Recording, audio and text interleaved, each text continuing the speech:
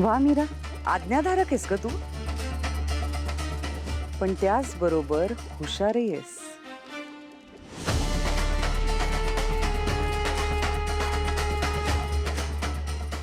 कोणाला सोबत आणलं नाहीस ना? नाही, एकटीच आले. वा, हे चांगलं केलंस. आता सगळ्यात महत्वाची गोष्ट, कवड्या आणल्यास ना? आणलेत.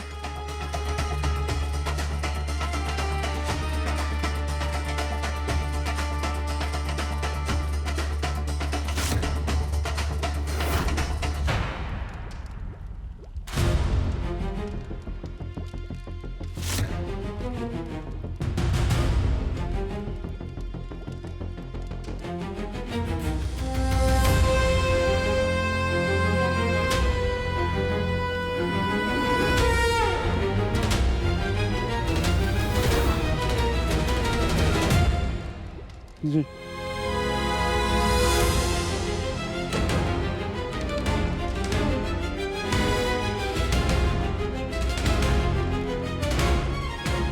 आता तुझ्याकडच्या कवड्या होमात टाक.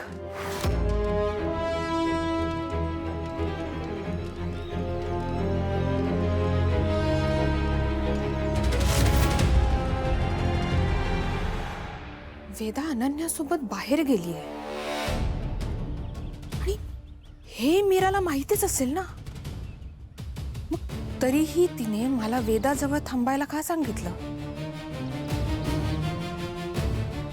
मला वाटतच होतं मीरा माझ्यापासून काहीतरी लपवतीये. तिच्याशी बोलायला हवं. हो ना, तेच म्हणते मी.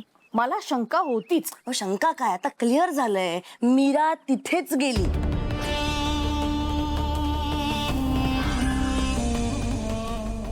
त्या दिशेला म्हणजे? अगं त्या दिशेला म्हणजे कुठे? अहो त्या दिशेला म्हणजे म्हणजे आउट हाऊस. मी मीराला आउट हाऊस कडे जाताना पाहिलं. सासूबाई मला टेन्शन आलंय हो. मी तुम्हाला सांगते, या मीराचा ना काहीतरी प्लॅन आहे आणि ना ती ती ती इन्व्हॉल्ड आहे या सगळ्यामध्ये. अगं ती मंजिरी पण सतत तिथे जात असते.